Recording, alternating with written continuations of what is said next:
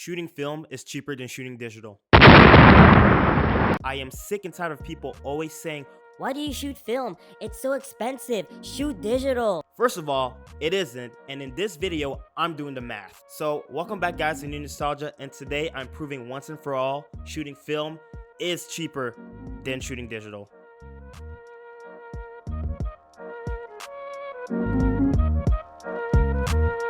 What it do, baby? Now, before I get into my arguments, guys, I did a giveaway, and we have a winner. The winner's name is gonna pop up somewhere. You're gonna see it. And if you want to win beautiful prizes like this beautiful lomography fisheye lens camera, you have to subscribe. You have to subscribe to the channel. You gotta like the videos. You gotta follow us on social media, or else you can't win. Like, it's really simple. Just follow us. Oh God. Okay, so just follow us, subscribe to us, check our videos, and you will know if you can win stuff like this. So shout out to the winner of this fisheye lens lomography camera. Now back to the video. So before I do the math, let me lay out some assumptions. So if you're a professional photographer, you already have your reasons why you rather shoot digital or shoot film. For example, if you're doing e-commerce, it makes no sense to shoot film, because doing e-commerce, you might take thousands upon thousands of pictures, and at that point, I can understand film would be really expensive to shoot, and it just wouldn't make sense for the type of images. You just want clean, clinical, simple images. Film is not for that. Film is just a little too artistic for e-commerce. Same thing if you have a gig with some models for, I don't know, a magazine or this brand or something. Sometimes in those types of photo shoots, people are already editing the pictures you're taking as you shoot. You can't do that with film. In those certain situations, it doesn't make sense. That being said, when professionals are trying to recreate that Super 8 look, they will just buy a Super 8 camera and shoot with it. Shoot with the film in the camera, because it's just better when you do it with the real thing than when you try to put a filter and you imitate it. They rather shoot with a Super 8 because it's just an authentic look, man. Just copying it does not give the same, fam. Perfect example, one of my friends is a professional videographer. His name is Mad Visuals on IG. Go check him out. And he does some crazy work. He did this video using a Super 16mm camera. It was crazy. And he uses this camera, which is really expensive to use, because the look is just crazy. You just cannot achieve it using a digital camera. That being said, film is cheaper than digital. Let's get into it. For me, it's important to look in the perspective of a beginner, somebody who's trying to get into photography, because I think there's a lot more people, beginners, people that just shoot for fun, than there are necessarily professionals, in my opinion. So if you're beginning and you don't mind if it's film or digital, I would advise you go for film, man. And let me explain why. I googled the best film camera for beginners and the best digital camera for beginners, and here are my results. For most websites that I search best film camera for beginners, I got the Canon AE1. And if you shoot film, you know this is a classic camera. And for an average price for the Canon AE1, around $175 US on eBay. And that $175, it came with a lens and a flash with the camera's body, which is it's a pretty good deal, man. And it's a great film camera, honestly. Now I looked up the best digital camera for beginners, and I got the Nikon D3500, and at its cheapest, it's $380 US, and that's just with the body, no lenses included. Of course, you have the flash because it's pop-up flash directly attached on it, but no lenses. Now hold on, I already see y'all typing in the comments, yo, but Nikon, it's a new camera. The Canon A1 doesn't count, it's secondhand. So how much did he go for secondhand Nikons? Okay, I'm gonna look for the exact same camera in my area where I live, the Nikon D3500 secondhand. I checked and it was actually $400 US, and it came with a lens. I'll give y'all that. It came the camera and the lens, but the Canon A1 is still significantly cheaper. Now this is the fun part. Y'all gonna be like, okay, but add the film. Yeah, because we can't shoot if we don't have film. Y'all, if you have an SD card, y'all can shoot. Cool, got y'all. So let's say you added $15 for a random SD card. So that comes up to your secondhand camera with the SD card, $415, you're ready to shoot. Now, where I'm from, the cheapest film is Kodak Gold. So it's $15 for 3 rolls of Kodak Gold. And if you want to get it developed and scanned, it's around $15 as well. So if you go back, $415 for the digital camera, the Canon A1 is $175. So if you subtract, you get $240 as the difference between the two cameras, meaning that you have $240 to spare to shoot film. So let's see how many pictures that would give you. So you have $5 a roll of Kodak Gold, and you have $15 to get it developed and scanned, which gives you $20 to get 24 pictures, basically. So every time you put in $20, you get 24 pictures because you bought the roll, you got it developed, you got it scanned. So basically, if we do 240 divided by 20, that will give us how many pictures we can take with that $240 difference that we had between both cameras. So if it's a 24 roll of film, like I said, and you divide that 240 divided by 20, because that's how much it costs you per roll, you get to a grand total of 280 pictures. That's what you would get with that $240 difference that you had between the Canon A1 and the Nikon. So people are gonna say after 288 pictures, the digital camera becomes more advantageous. Hold up. So I was talking about beginners and I was talking about beginner film cameras. But honestly, if I was a beginner, I wouldn't start with the Canon A1. It's a very manual camera, not very easy to use if you're a beginner. You're gonna make a lot of mistakes. I advise point and shoot cameras. And what's awesome with point and shoot cameras is that you can just go to a thrift store.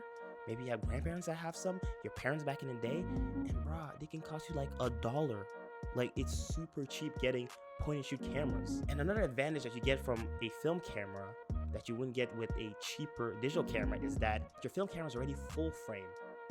Digital cameras, when they're on the cheaper side, are crop censored. So if you don't know about this because you're a beginner in photography, it's basically that 35mm is kind of the standard. So cheaper cameras, cheaper digital cameras are gonna have crop sensors, a little smaller than full frame cameras, which makes them significantly cheaper. And full frame cameras having a bigger sensor, it's just better for a lot of different things. Of course, if you're a beginner, it's not the end of the world if you don't have a full frame camera. I mean, I use a crop censored one and it's not really problematic. But at least with film, it's automatic, you know? You get that full frame straight up. Don't have to pay for a premium. So for me, right now, with my arguments, I still think film is better because you can get at thrift stores significantly cheap cameras to get to that $400 price point, $415 I said price point. With a camera that you got at thrift store for $5, you have to put a lot of film in to get to that point. And if you're a beginner, you're not shooting every day. So yeah, for now, it's very advantageous, but it doesn't end here. I've always said that the best budget point and shoot film camera for a beginner is definitely the Olympus Mu 2, which is around $300.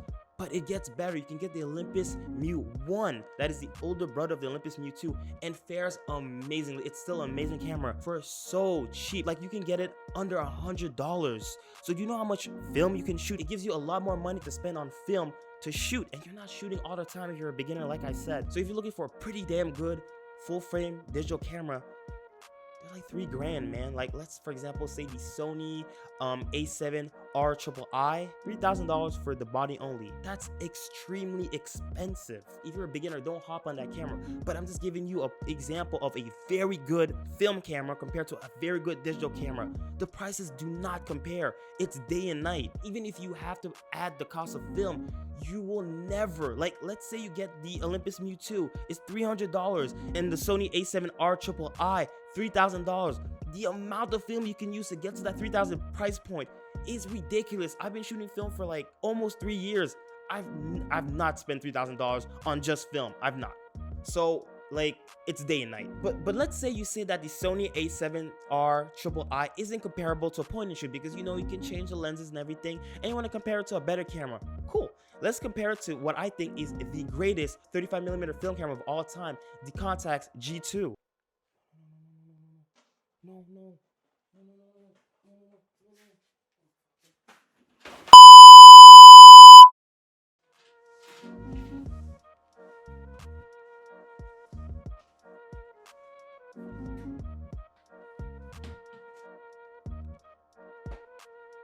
For me, the Contax G2 is the greatest 35mm film camera of all time.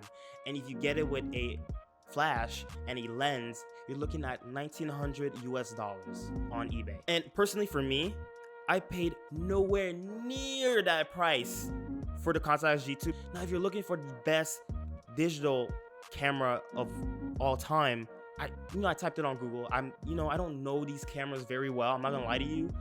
Maybe y'all know better digital cameras than these, but I typed it out and I found the Sony Alpha 1, a full frame camera, $6,700. I mean, Come on, guys. That is so expensive. Ridiculously expensive. And like I said, if you're in the comments, Yo, that's not the best one. okay, cool. But I'm pretty sure it's over $1,900 for sure. Like, I'm 100% sure it is. Now, again, the difference between the price point for the contacts and the Sony is $4,800, man. That's a lot of money for film, man. That's a lot of money for film. And if we divide that by the $20 cost of buying film and developing it and scanning it, we get to 5,760 pictures. I have never even, I'm not even close to taking that many pictures. The price point is huge. It's ridiculous. And another thing that doesn't happen with film that, you know, if you had to put that in the price point, you have to look at is that your digital camera might become obsolete. I'm taking a video right now with my Canon 80D, and these days, mirrorless cameras are really popular. This is a DSLR, but mirrorless cameras are really popular. And the Canon cameras that are mirrorless, they don't use the same lenses as my Canon right here that's a DSLR. So after, you know, a few decades, they come up with something new and you can't use it on the camera, so you kind of are forced to, you know, buy the new product, which is horrible. So you can't even make your cameras last. It completely sucks, man. And that adds to the price. And another thing why I don't understand why people say digital is cheaper is that your digital camera that you have right now, it will depreciate with time. It's exactly like a car. You come out the car dealership and your price of the car goes by half. Just depreciates like crazy, man. So it's like after that, when you want to sell it, you're losing money. While a film camera, and not all film cameras obviously, but you know, pretty damn good ones, they appreciate with time. Like for example, I'll take my Yashica T4. I bought it back in the day, and now I'm being completely transparent with y'all. I bought my first film camera because, you know, I wanted to shoot like my guy Gunner style, and I bought it at $375 US on eBay. Really expensive. However, these days I'm seeing the camera at $600, and I sold that camera, I remember, less than a year later for $455. That is a huge return on what I put. That's money to buy more film. Like, so it's beyond me. When people say that film is like more expensive than digital, I just don't understand, y'all. I think it's the recurring price of always paying when you want to take pictures that makes people think that, oh, it's expensive. I mean, it is something that's annoying, but the thing is that you have more control. Like, you buy film when you want to shoot. And I feel like if you're a beginner, I just don't think you're gonna be blasting through photos like that. You know, you're at a party with your friends, and mostly that, I feel like digital cameras, you know, on the cheaper end, sometimes are just kind of bulky. You can get smaller ones, but I don't think the image quality is that cool. And if you're going to a party with your friends, or you're just going on a trip, having that small point and shoot that you can just put in your pocket, take a picture, it's just so much easier, man. It's subtle, it's small, and you just buy what you need. And it's always magical because the pictures have more meaning to me, and just the fact that you live in the moment. You're not looking, oh, do I look like this? You're not obsessing on the picture. You just take a picture with your film camera, put it in your pocket, and you're done. But that has nothing to do with the price point. So let's get back on our argument right now. So I talked about a lot of legendary cameras like the Contact G2. I talked about the Yashica T4. I'm even talking about the Sony Alpha 1, and I'm talking about the Sony A7R III, which I would not advise to any beginner to buy at all. But the thing is, if you're just trying to get into film photography, honestly, or digital photography, if you're just trying to get into photography, I personally say just go for a simple point and shoot camera that you got at a thrift store, man. Simple as that. It's super cheap. You put a little bit of film in it, you shoot when you need to, bro, and you will just get some dope results, man, instead of forking money for a digital camera. Maybe a point to a digital camera is that you can shoot videos with it. But if you're really trying to do photography, for me, it's cheaper route is film, man. You have a pretty decent camera and you bought it at a bargain, you could sell it for more, man, and you know, more money in your pockets, my friend. My final point is, because people might debate that maybe 35mm, you're not 100% right, Ivan. I still think that digital might be better. I still disagree with you, but I think the argument is not as strong with 35mm, but with medium format, the argument is at its strongest. For me, the best medium format camera ever made is the Mamiya RZ67. For me, it's the best. You might think it's a Hasselblad, you might think it's a Pentax, you might think it's another medium format film camera, but for me, it's the Mamiya RZ67. And when I got mine, I'm being transparent with y'all right now, it cost me $1,500 to buy it, and it came with so many things: a box, multiple lenses, multiple backs, this, that, like so many things. But if you're looking to buy a digital medium format camera, and one of the best, like I've heard about this digital camera a lot because a lot of photographers, even film photographers, use it because it's like a medium format Hasselblad, and you already have the medium format Hasselblad with film, and it's called the Hasselblad X1D. And do you know how much it goes for? Brace yourselves. Close to $20,000. Come on, like seriously, I'm talking about a $1,500 camera that if you get good scans out of it, great scans out of it, you can get incredible quality pictures, like incredible, honestly. Even with a flatbed scanner, if you have a good one, you can get incredible pictures, and you can put so many rolls of film in it before you hit that $20,000 point. Like, oh my goodness, a lot of professional photographers don't even look at these types of medium format digital cameras because they're so expensive. They just rather go with film because it's just cheaper and you get great results. Now, I know there's some situations where you have to go digitals when you're a professional, when you're even a beginner. I understand, but honestly, I think for most people, generally, film is cheaper, man. Film is a lot cheaper. And I'm gonna end it on this, honestly. Don't forget that for a long time, before digital came, it was film that was king. So all the best film cameras are already out. They're all there. They've been created already. The best of the best. And they're at relatively good price points because a lot of these cameras, when they dropped back in their day, if you adjust for inflation, were way more expensive than they are today. And you can get your hands on them and get incredible quality pictures. And most of that film is so trendy right now. Even better with digital, man. Things change, man. And the camera you might have today might not be worth anything tomorrow, man.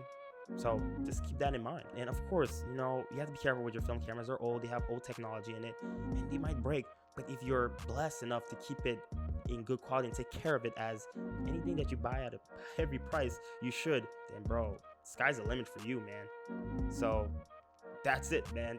Film is cheaper than digital. If you're a professional, this video didn't tell you anything that you don't already know. You have your reasons why you shoot film, you have your reasons why you shoot digital. But if you're somebody that wants to begin in photography, don't be swayed if people tell you that, oh my god, film photography is so complicated and it's so more expensive. Watch this video, man. All the beginners, watch this video. It's not. I would advise y'all to get into it, and it's a good learning tool for then if you want to go to digital.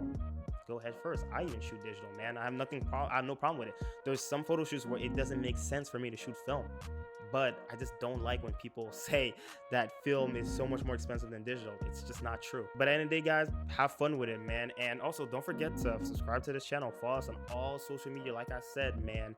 And guys, as usual, shoot film. It's better. Nah, I'm kidding, but keep it nostalgic.